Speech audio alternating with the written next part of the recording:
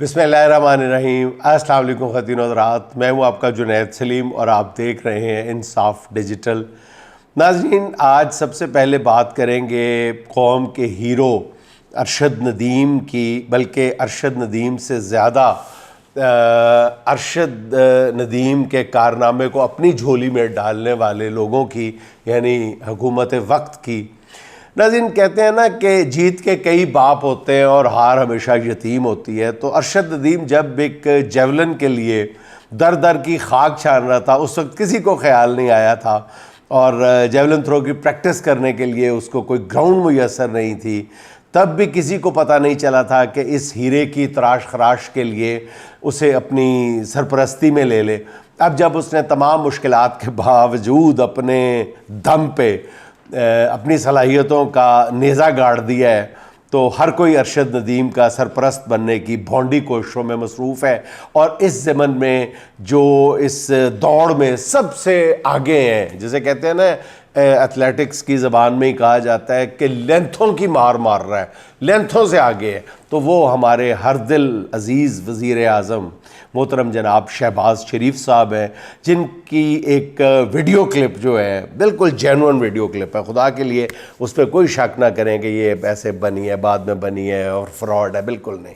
شہباز شریف صاحب ایسے کام بالکل نہیں کرتے، بالکل وہ اوریجنل ویڈیو ہے، آدھی رات کو بنائی گئی ہے، اور مزہ آ گیا وہ دیکھ کے۔ اور پوری قوم جو ہے وہ اس وقت جو ہے وہ ارشد ندیم کی خوشی سے زیادہ جو ہے وہ وزیر اعظم صاحب کی اس ویڈیو کی میم بنانے میں مصروف ہے، اور اس پر بننے والی میمز کے مزے لوٹ رہی ہے۔ اور وزیر اعظم صاحب کے اصل بات تو یہ ہے کہ فرشتوں کو بھی پتہ نہیں تھا کہ وہ یہ کارنامہ کر گزرے گا، لیکن جب ہو گیا تو پھر ان کے ہونہار مشیروں نے، ان کے جو نورتن ہیں، انہوں نے وزیر اعظم صاحب کو بتایا کہ حضور، ارشد ندیم صاحب کی فتح میں تو آپ کی بہت بڑی کامیابی پوشیدہ ہے۔ اور جب ارشد ندیم صاحب جو ہیں وہ پیرس اولمپکس میں تاریخ رقم کر رہے تھے، تو پوری قوم اس وقت آبویسلی آدھی رات کو اپنے ہونہار فرزند کی کامیابی کے لیے اللہ کے حضور دعائیں کر رہی تھی، اور جھولیاں اٹھا اٹھا کے پوری قوم دعائیں کر رہی تھی۔ این اس وقت وزیر اعظم شہباز شریف صاحب جو ہے وہ گہری نیند کے آغوش میں تھے، اور صبح جب وہ اٹھے تو ہر طرف ایک ہی آواز گونج رہی تھی، ارشد ندیم، ارشد ندیم، ارشد ندیم۔ اس موقع پر وزیر اعظم صاحب کے جو حاشیہ بردار ہیں، انہوں نے بڑے افسوسناک لہجے میں کہا کہ وہ تو ارشد ندیم کی کامیابی کا تاریخی لمحہ جو ہے وہ وزیر اعظم صاحب براہ راست دیکھ ہی نہیں سکے، اور جس پر ان کے پھر مشیروں نے ایک ڈبہ فلم کا اسکرپٹ تیار کیا اور جوش جہالت میں وزیر اعظم کے سامنے پیش کر دیا۔ اچھا، منصوبے کے مطابق پیرس اولمپکس میں ارشد ندیم کی جو تاریخی تھرو کے لمحات کی ریکارڈنگ چلائی گئی ان کے سامنے، ٹی وی کے سامنے، تو وزیر اعظم کو ان کے مشیر خاص جو ایسے کاموں میں ہمیشہ پیش ہوتے ہیں، ان کے ساتھ رانا مشہود صاحب کو بٹھا دیا گیا۔ یاد ہے کھیلوں کے نام پہ جو رانا مشہود صاحب نے پنجاب میں ادھم مچایا تھا، یاد ہے؟ سب کو یاد ہوگا۔ وہ ابھی بھی لاہور کے اخبار نویسوں سے وہ سارے قصے کہانیاں جو ہیں ان کی یادوں سے محو نہیں ہوئے، جس طرح انہوں نے پنجاب میں جو کھیل کروائے تھے اور اس میں کیا کیا ہوا تھا۔ اچھا، اب ذرائع کیا کہتے ہیں، سب کو پتہ ہے کہ گزشتہ روز یعنی فتح سے اگلے دن جو ہے وہ دوپہر کے وقت اس ڈرامے کی ریکارڈنگ کی گئی تھی، اور جس کے لیے وزیر اعظم صاحب کو خصوصی طور پہ پھر شب خوابی کا لباس یعنی سلوٹوں والی شلوار قمیض زیب تن کرائی گئی تھی، اور پھر ذرائع کا یہ بھی کہنا ہے کہ اس ڈرامے کی ریکارڈنگ کے لیے کئی ٹیک لینے پڑے تھے، اور 5ویں 6ٹی ٹیک میں جا کے سین اوکے ہوا تھا، اور یہ ڈبہ فلم اب سوشل میڈیا پر میمز کا پسندیدہ موضوع بنی ہوئی ہے۔ وہ مطلب دیکھ کے مزہ بڑا آ رہا تھا، واہ کیا مطلب، یعنی کہ 5 سال کا بچہ بیٹھ کے اس کو آپ وہ ویڈیو کلپ دکھا دیں اور اس سے پوچھیں یار یہ کیا ڈرامہ ہے، تو وہ 5-7 سال کا بچہ بھی آپ کو بتا دے گا کہ یہ پلانڈ اور سکرپٹڈ ڈرامہ ہے۔ او خدا کا واسطہ یار، او نون لیگ والے ہو تھوڑی جی تے عقل کر لو, خدا دا واسطہ جی تھوڑی جی تے عقل کر لو. اتنا بھونڈا. پہلے مطلب بھتیجی کے ڈرامے نہیں برداشت کیے جا رہے تھے, اب وزیر اعظم صاحب کے جو رفقا کار ہیں انہوں نے یہ کام شروع کر دیے ہیں. مطلب میں تو حیران ہوں کہ کوئی سمجھانے والا نہیں ہے. حکومتی صفوں میں آخر پڑھے لکھے لوگ بھی تو 4 موجود ہوں گے نا, نون لیگ کے اندر بھی موجود ہوں گے. عرفان صدیقی صاحب آپ تھے وہاں پہ, آپ ہی دیکھ لیتے کہ یہ کیا ہو رہا ہے. آپ کو اسکرپٹ پہلے دکھا دیا جاتا کہ یہ چل جائے گا. جس طرح وہ اٹھ کے کھڑے ہوئے 92.2 سر آپ کی وجہ سے سر. او مائی گڈنس یار, اللہ کا واسطہ رانا مشہود صاحب بہت افسوس ہوا. اچھا اگر فرض کریں ایک لمحے کے لیے ناظرین آپ یہ سوچیں کہ یہ سارا کچھ ٹھیک تھا, یہ نیچرل تھا, یہ اسکرپٹڈ نہیں تھا, تو اگر اس ویڈیو کو درست بھی تسلیم کر لیا جائے تو پھر ایک اور انتہائی عجیب و غریب سوال اٹھتا ہے کہ آدھی رات کو, یعنی پاکستانی وقت کے مطابق غالباً 1:30 بجے یا رات 1:45 بجے, رات کے اس پہر رانا مشہود صاحب یعنی اکلوتے رانا مشہود صاحب وزیر اعظم کی خوابگاہ میں کیا کر رہے تھے جب انہوں نے ایسے کر کے کیا تھا تو پھر وہ کیا کر رہے تھے. اور پھر کہتے ہیں ماشاءاللہ وزیر اعظم صاحب یہ آپ ہی کا ویژن ہے, یہ آپ کا ویژن ہے. ایسے کوئی ریئیکٹ کرتا ہے ناظرین؟ ایسے آپ بتائیں کہ ایسے کوئی ریئیکٹ کرتا ہے؟ نہیں, مطلب کس کے ہاتھ میں اس طرح آیا ہوا ہے یا کس کے ہاتھ میں ماچس آئی ہوئی ہے, یہ جاننا, یہ بتانا کوئی مشکل ہے. اب بظاہر یہ ایک معمولی سا واقعہ ہے, میں اس پہ اتنی تفصیل کے ساتھ کمنٹ نہیں کرنا چاہتا تھا, لیکن اصل میں نا یہ نون لیگی حکمرانوں کی ذہنی کیفیت کو پوری طرح آشکار کرتا ہے. یہ جو چھوٹا سا واقعہ ہے نا, یہ حکمران اور بالخصوص شریف خاندان جو ہے بار بار قوم کے اجتماعی جو شعور ہے اس کی توہین کرنے کی کوشش کرتا ہے یہ خاندان, اور ہر بار اس کوشش میں وہ خود ہتک اور توہین کا نشانہ بن جاتا ہے. حضور یہ اس بات کو, حقیقت کو سمجھ لیں کہ یہ 2024 ہے, یہ 90 کی دہائی نہیں ہے. دنیا میں آئی ٹی کا انقلاب نیکسٹ لیول تک پہنچ چکا ہے. یہ مطلب 90 کی دہائی یا 80 کی دہائی کے جو چھچورے پن سے آپ اس طرح قوم کو بدمزہ نہ کریں اور نہ اس طرح اپنی واٹ لگوائیں. میں نے مطلب جو میرے ذہن میں آیا ہے میں نے کہہ دیا ہے, اور اگر آپ کو ابھی بھی آپ کی تسلی نہیں ہو رہی تو آپ کچھ مزید کر کے دیکھ لیں. اگر آپ سمجھتے ہیں کہ ارشد ندیم کی اس کامیابی سے آپ کچھ جو چورا پورا جو ہوتا ہے نا, بیکری کا چورا پورا رسوں کا ہوتا ہے, وہ سمیٹ سکتے ہیں, کوئی مقبولیت کی آپ کوئی تھوڑی بہت کوئی چورا پورا مقبولیت کا حاصل کر سکتے ہیں, تو وہ کوشش کرنے میں کوئی حرج نہیں ہے. مزید کوشش کر کے دیکھیں. یہ صرف ایک ویڈیو کلپ کافی نہیں ہے. آج آپ مطلب پہلی دفعہ دیکھ رہے ہیں کہ وزیر اعظم پاکستان جو ہے وہ ایک بہت بڑا کارنامہ ہے. خدا نخواستہ میں ارشد ندیم کے اتنے بڑے کارنامے کو جو ہسٹری انہوں نے بنائی ہے اس کو رتی برابر بھی اس کو اوور شیڈو نہیں کرنا چاہ رہا. اس کو بہت بڑا کارنامہ ہے, بہت بڑا کارنامہ, اور قوم اس پہ خوش ہے. لیکن جس طرح سے آپ اس پر سیاسی دکان چمکانا چاہ رہے ہیں وہ انتہائی بھدی لگ رہی ہے, بہت فضول لگ رہا ہے. سوچیں اس پہ. اور اگر آپ پھر بھی نہیں ہیں, آپ بضد ہیں کہ آپ نے یہی کام کرنا ہے, تو پھر 1-2 قدم اور آپ اوپر چلے جائیں. پھر میں تو آپ کو یہ تجویز پیش کرتا ہوں کہ ڈان کی آج کی خبر ہے کہ پچھلے 1 ہفتے کے دوران حضور والا 7 لوگوں نے 1 ہفتے کے دوران, غالباً اگر میں غلط نہیں کہہ رہا تو ہاں جی 7 لوگوں نے 1 ہفتے کے دوران بجلی کے بلوں کی وجہ سے خودکشیاں کر لیں. 1 ہفتے کے دوران. میری خبر نہیں ہے, کہ ڈان جو بہت معتبر اخبار ہے کہ اس کی خبر ہے. اوف مائی گڈنس. اور آپ کیا کیا کر رہے ہیں, قوم کی توجہ کس طرف ایئرپورٹ پہ جانا کا, اور یہ سارے. میں نے تو نہیں دیکھا کہ اس سے پہلے 92 کا ورلڈ کپ بھی لے کے آئے تھے, وزیر اعظم کا بھی ہاکی ٹیم ورلڈ کپ جیت کے آئی تھی, اس پہ اولمپک میں گولڈ میڈل لے کے آئی, لیکن وزیر اعظم کو کبھی نہیں میں نے جاتے دیکھا. چلیں یہ آپ کا استحقاق ہے, آپ جا سکتے ہیں, ضرور جائیں. لیکن وہی میں کہہ رہا ہوں پھر اسی پہ کھیلیں, چھوڑے سیاست. کسی پہ کھیل لیں. ایک کام یہ کرے کہ بجلی کے بلوں پہ ANT ٹیکس لگوا دے, ارشد ندیم ٹیکس, بجلی کے بلوں کے. لوگوں کو کیا پتا, اسے کہا جی کہ آپ نے اتنی دیر بیٹھ کے ٹی وی دیکھا ہے, اس پہ کامیابی دیکھی ہے, اولمپکس دیکھے ہیں آپ نے, اس کا ٹیکس ادا کریں. تو بجلی کے بلوں پہ ANT لگوا دیں, ارشد ندیم ٹیکس. پھر وہ جو ارشد ندیم نے جس نیزے سے کامیابی حاصل کی ہے, وہ جب واپس آئے تو اس کو مینار پاکستان کے بالکل ساتھ اونچا کھڑ کے بہت ایک شاندار عمارت بنائیں اور اس کو کھڑا کر دیں, وہاں پہ گاڑ دیں, اور اس کے اوپر نون لیگ کا پرچم لہرا دیں, شیر والا. بڑا کچھ کیا جا سکتا ہے, اب کرنے والے تو بنے. پھر میں تو کرتا ہوں کہ اگر اور آپ نے ارشد ندیم کے سر پہ ہی اپنی سیاست کرنی ہے, آگے لے کے جانا ہے, تو آئندہ انتخابات میں آپ شیر کو چھوڑیں, اپنا انتخابی نشان نیزہ رکھ لیں, یہ بھی کر کے دیکھ لیں. پھر لیپ ٹاپ اسکیم چھوڑیں, لیپ ٹاپ قوم میں تقسیم آپ کر رہے ہیں, آپ نیزے بھی تقسیم کریں.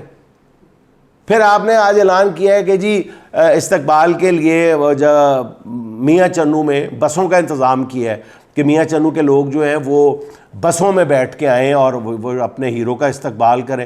ایک قدم اور آگے جائیں, فوری طور پہ آپ تو مشہور ہیں نا شہباز سپیڈ کے نام سے, تو آپ 2-4 گھنٹے کے اندر وہاں پہ ایئرپورٹ بنائیں میاں چنو میں, فلائٹیں دیں, فلائٹ چلوائیں, 2-4-5 فری فلائٹیں چلوائیں کہ جناب میاں چنو کے لوگ جو ہیں وہ ایئرپورٹ پہ آئیں. آپ کی بلے بلے ہو جائے گی. آپ تو بھی سست کھیل رہے ہیں حضور والا. اس سے ارشد ندیم سے جتنا فائدہ اٹھا سکتے ہیں اس گولڈ میڈل سے اتنا اٹھائیں. بلکہ ایک اور بھی ہے تجویز میرے ذہن میں کہ لاہور سے اصلی شیر آپ کو مل جائے گا, شیر پہ اپنے انتخابی نشان پہ بٹھا کے اس کو میاں چنو لے کے جائیں. پھر آپ نے دیکھے کیسے شاندار آپ نے سٹیپ اٹھایا. آپ نے کہا کہ جی وہ ڈاک ٹکٹ ایک رات میں ہی آپ نے وہ شاید جاری کر دی ہے. تو مطلب جلد بازی آپ کو کتنی ہے حضور, کہ آپ کو پتہ ہے کہ آخری چند دن باقی ہیں آپ کی حکومت کے, تو جو کچھ سمیٹا جا سکتا ہے, خدا نخواستہ وہ والا نہیں, وہ تو آپ نے الحمدللہ کر لیا, یہ والا مقبولیت والی بات میں کر رہا ہوں کہ یہ بھی آپ سوچ رہے ہیں کہ یہ شاید آخری موقع ہے, اس کے بعد موقع نہیں ملے گا. اس میں بھی آپ اتنی اجلت کا مظاہرہ کر رہے ہیں کہ کچھ سمجھ نہیں آ رہا, بلنڈر پہ بلنڈر کرتے چلے جا رہے ہیں میاں صاحب, آپ بھی اور آپ کی بھتیجی بھی, اور قوم آپ سے متنفر ہوتی چلی جا رہی ہے. اتنی جلدی مقبولیت سمیٹنے میں بھی کہ فلاں جگہ سے فائدہ ہو سکتا ہے, یہ بھی کر لو, یہ بھی کر لو, بس 4 دن رہ گئے, جلدی کر لو. مجھے وہ ایک بات یاد آ جاتی ہے کہ وہ جہاز میں پائلٹ جو ہوتا ہے نا, وہ اناؤنسمنٹ کر رہا ہوتا ہے کہ ہم اتنی بلندی پہ جا رہے ہیں, یہ کر رہے ہیں, وہ کر رہے ہیں, تو وہ بیچارہ نا اپنا مائک بند کرنا بھول جاتا ہے, اور ایئر ہوسٹس جو ہے وہ پیچھے مسافروں کو چائے پانی سرو کر رہی ہوتی ہے, وہ اپنا مائک آف کرنا بھول جاتا ہے, اور اناؤنسمنٹ کے بعد اپنے کو پائلٹ سے کہتا ہے کہ میں ابھی کافی کا گرم گرم کپ پیوں گا, اور اس کے بعد میں ایئر ہوسٹس کے ساتھ 5 منٹ کے لیے پیار محبت کی باتیں کروں گا. ایئر ہوسٹس پیچھے سن لیتی ہے, وہ کہتے ہیں وہ مائک آن, وہ بھاگتی ہے کاکپٹ کی طرف جاتی ہے بتانے کے لیے کہ آپ کا مائک آن ہے, تو اس کو بیچاری الٹ کے بیچاری اونڈے منہ گرتی ہے, کسی مسافر کی ٹانگ سے ٹکرا کے گرتی ہے. تو مسافر کہتا ہے اوے آرام سے, کیا ہو گیا ہے, سنا نہیں اس کی اناؤنسمنٹ پوری؟ اس نے کہا ہے پہلے وہ کافی پیے گا. تمہیں اتنی کیا جلدی ہے؟ تو میاں صاحب ابھی آپ مطلب 4 دن اگر ہیں, آپ کو 1-2 اور موقع بھی مل جائیں گے. اس طرح آپ صرف ایک ہی بات پہ کھیلنے کی ہرگز کوشش نہ کریں. اچھا جی, اب ہم بات کر لیتے ہیں اپنے محبوب چیف جسٹس قاضی فائز عیسیٰ صاحب کی, جن کا اب جانا جو ہے نا, جی کا جانا ٹھہر گیا, تقریباً کنفرم ہو چکا ہے. کل ہی ہم نے آپ کی خدمت میں عرض کیا تھا کہ چیف جسٹس نے اچانک حکومت اور اسٹیبلشمنٹ کے جو لتے لینے شروع کر دی ہیں. ذرا کہتے تھے کہ چیف جسٹس صاحب بہت غصے میں ہیں, اور انہوں نے بتا دیا گیا ہے یا انہوں نے خود بھانپ لیا ہے کہ ان کی ایکسٹینشن والا کھیل جو ہے بالکل ختم ہو چکا ہے, جس کے بعد انہیں اب اپنی کوئی بچی کچی یا کچھ بھی کہا جائے لیگیسی کی فکر کھائے جا رہی ہے. اب انہیں بلے چھیننے والے کیس میں اپنا دیا ہوا جو فیصلہ ہے وہ ڈراؤنا خواب بن کے ڈرا رہا ہے, اور ان کے پورے دور میں انسانی حقوق کی بدترین پامالیاں ہوئی ہیں، بہت دکھ کے ساتھ کہنا پڑتا ہے، لیکن اس سارے عرصے میں قاضی فائز عیسیٰ صاحب نے اپنی آنکھیں بند کیے رکھی۔